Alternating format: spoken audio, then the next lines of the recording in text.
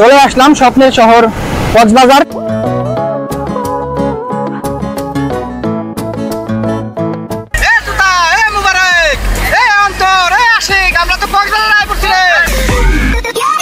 পাহাড়ের কুল ঘেঁষে এই সমুদ্র সৈকতের নাম হিমছড়ি।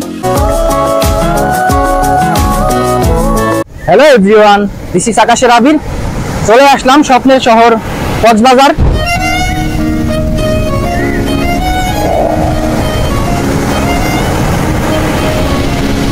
কক্সবাজার এটি বাংলাদেশের দক্ষিণ পূর্বাঞ্চলে অবস্থিত। এখানে রয়েছে পৃথিবীর দীর্ঘতম বালুময় সমুদ্র সৈকত, যার টানে বাংলাদেশের পাশাপাশি পৃথিবীর অনেক দেশের মানুষ এখানে ঘুরতে আসে। আজকের ভিডিওতে এই কক্সবাজারের সৌন্দর্য তুলে ধরা হবে এবং এই কক্সবাজারে কোথায় কি রয়েছে সেই বিষয়ে বিস্তারিত কথা হবে। ঢাকার যে কোনো প্রান্ত থেকে কক্সবাজারে আসার অনেক ধরনের বাস পেয়ে যাবেন। প্রায় ৮-৯ ঘন্টা জার্নি করার পর আপনাকে নামিয়ে দিবে ডলফিন মোড়। ডলফিন মোড়ের পাশেই রয়েছে কলাতলি বিচ। কলাতলি বিচ থেকে হাতের ডানে রয়েছে সুগন্ধা বিচ ও লাবণী বিচ। এই কক্সবাজারের সবচেয়ে পপুলার বিচ হচ্ছে এই সুগন্ধা বিচ। এখানকার মানুষজনের উপস্থিতি দেখে সেটা বোঝা যায়।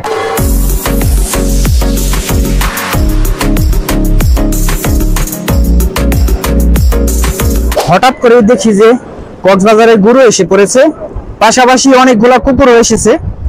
আমি বুঝতেছি না যে তারা এখানে কেন এসেছে। এই গরু, তোমরা এখানে কেন এসেছো? বর্তমানে বাংলাদেশের সবচেয়ে বড় পর্যটন কেন্দ্র হচ্ছে এই কক্সবাজার। এই কক্সবাজারে আসলে আমরা কম বেশি সকলেই ছবি তুলে থাকি। ছবি তোলার জন্য আপনার কোনো টেনশন নেই, কেননা এখানে অসংখ্য ক্যামেরাম্যান রয়েছে। তারাই আপনার কাছে চলে আসবে ছবি তুলে দেওয়ার জন্য। এতে আপনাকে কিছু বিনিময় দিতে হবে।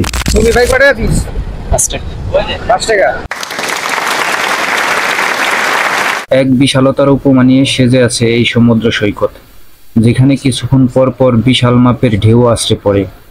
এই ঢেউকে উপভোগ করতে চাইলে নিজেকে বিলিয়ে দিতে হবে। তো চলুন তাহলে আমরাও কিছুক্ষণ উপভোগ করে আসি।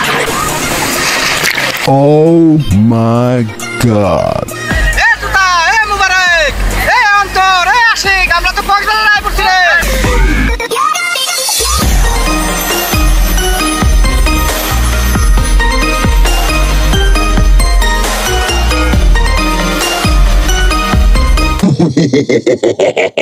এই সমুদ্র সৈকতের গর্জন শুনতে কার না ভালো লাগে।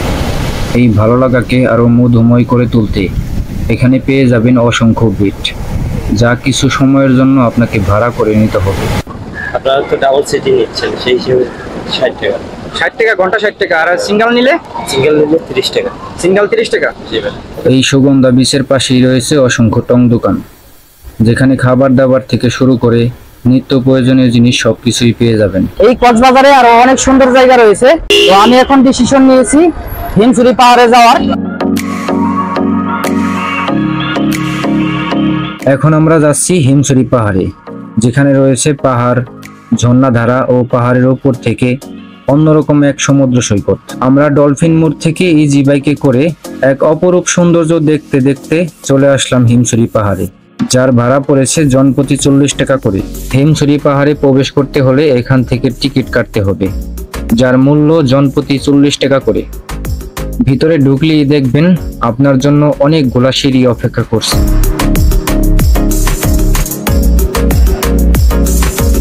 কি ভাতি যারা হরণে গেছো?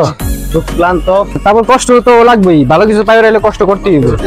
আর 2-3 ধাপ পার হইলেই আমরা উঠে যাব পাহাড়ের চূড়ায়। অবশেষে চলে আসলাম হিমছড়ি পাহাড়ে। আমরা প্রায় 2 শতাধিক সিঁড়ি বেয়ে প্রায় 300 ফুট উপরে আছি। এই পাহাড়ের চূড়ায় থেকে কক্সবাজারের পুরো সমুদ্র সৈকতটা এক পলকে দেখে মনটা ভরে উঠল।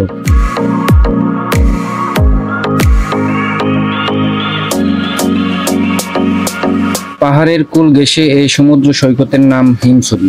এখানকার সমুদ্র সৈকত কক্সবাজারের চেয়ে নির্জন ও পরিষ্কার পরিচ্ছন্ন। এর সৌন্দর্য কোনো অংশে কম নয়।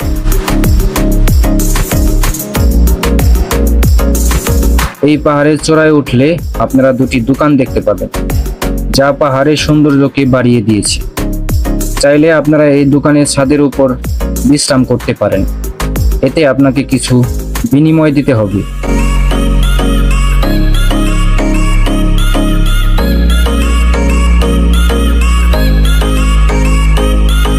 এখানে একটি ছোট ঝর্ণা রয়েছে যা হিমছড়ি ঝর্ণা নামে পরিচিত।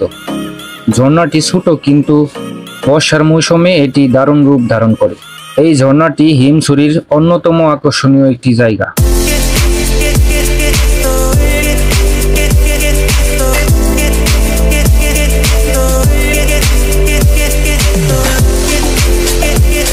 যদি কখনো হারিয়ে যাই তাহলে পাহাড়ের চূড়ায় খোঁজো আমায়, কেননা পাহাড়ের সাথে এক অন্যরকম সম্পর্ক রয়েছে আমার।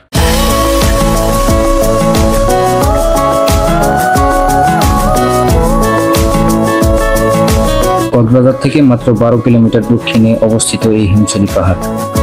যারা পাহাড়কে ভালোবাসেন কক্সবাজার আসলে অবশ্যই হিমছড়ি ঘুরে যাবেন।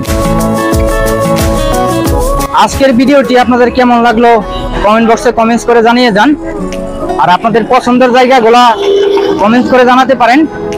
অবশ্যই আপনাদের কমেন্টস অনুযায়ী আমি সেখানে যাওয়ার চেষ্টা করব। তো সর্বশেষ কথা, এখন যাচ্ছি না, নতুন কোনো ভিডিওতে দেখা হবে।